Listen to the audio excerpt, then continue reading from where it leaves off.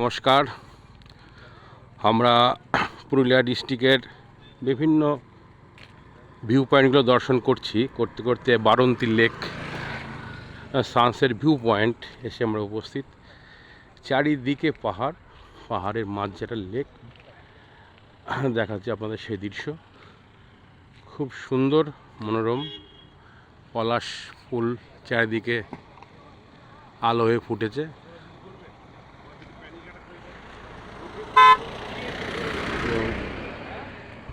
চারিদিকেই পাহাড়ের মাঝে লেক।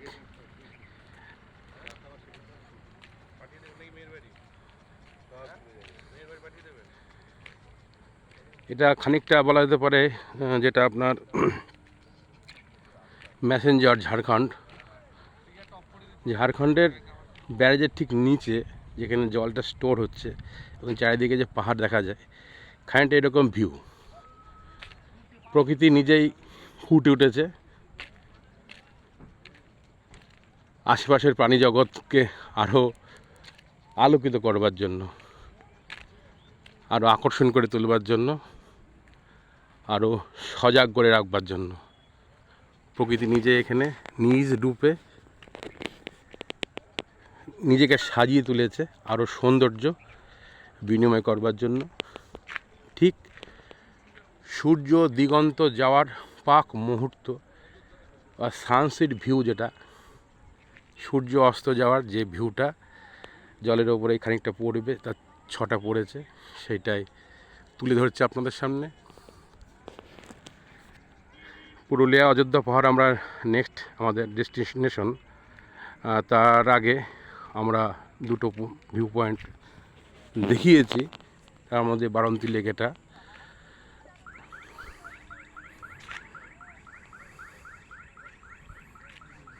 তবে যদি এই লেকের পাশ দিয়ে পলাশ গাছ থাকতো আরও সৌন্দর্য দ্বিগুণ হতো। তবে তুলনামূলক রিসোর্ট বা হলিডে হোমস্টে বা লজ বা রেস্টুরেন্ট, ক্যাফেটেরিয়া যাই বলেন না কেন, এগুলোর সংখ্যা তুলনামূলক পরিমাণ বেশি এখানে। ওখানে বন্ধু সোমনাথ ছবি তোলার জন্য ব্যস্ত, এনজয় সবাই করছে। আর আমার একটাই স্বাদ, একটাই শখ, ট্যুরে যাওয়া এবং ভিডিও করা, ভিডিও ট্যুর ব্লগ করা। এবং সেই ব্লগটা আমি স্টোর করে রেখেছি বেতাই ব্রজনন্দন ইউটিউব চ্যানেলে। আপনারা একটু সহযোগিতার হাত বাড়িয়ে দেবেন এই বলেই, সাবস্ক্রাইব করে দেবেন, একটা লাইক বাটন করবেন। আমার পরবর্তী ভিডিও করতে উৎসাহিত হব আমি আপনাদের একটা লাইকের জন্য।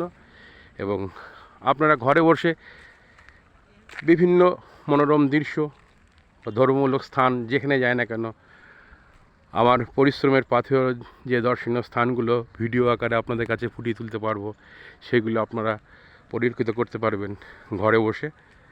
আর তার বিনিময়ে আপনাদের একটা লাইক, একটা সাবস্ক্রিপশন করে দেবেন। এত সুন্দর ভিউ পয়েন্ট আপনাদের দেখাচ্ছি, মনোমুগ্ধকর। দেখুন, খুবই সুন্দর। এরপরের যে আসল পাহাড়, সেই পাহাড়ে আমরা যাব, সেটা হচ্ছে আপনার অযোধ্যা পাহাড়, যার 55 থেকে 50 বর্গ কিলোমিটার এরিয়া জুড়ে পাহাড় রয়েছে। সূর্যাস্ত প্রায় যাওয়ার মুহূর্তে হয়তো মেরেঘাটে আর মিনিট 20 সূর্য স্টে হবে। সেক্ষেত্রে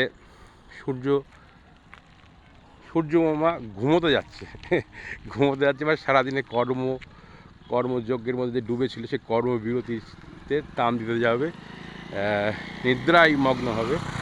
নিদ্রা মগ্ন হওয়ার পর তার যে আরও লাইটিং মুহূর্ত বা সুন্দর মুহূর্ত বা চলে যাওয়ার যে একটা সৌন্দর্য, সেটা আমাদের কাছে বিলিয়ে দিয়ে যাবে। আবার পরবর্তীতে আলোর পরেই, যেরকম আধার, ঠিক আধারের পরেই আবার আলো। এইভাবে আমাদের প্রকৃতি রূপ নিজেই সেজে ওঠে। তাই পৃথিবী একটা ভাষা রয়েছে, গোল মানেই একের পর এক।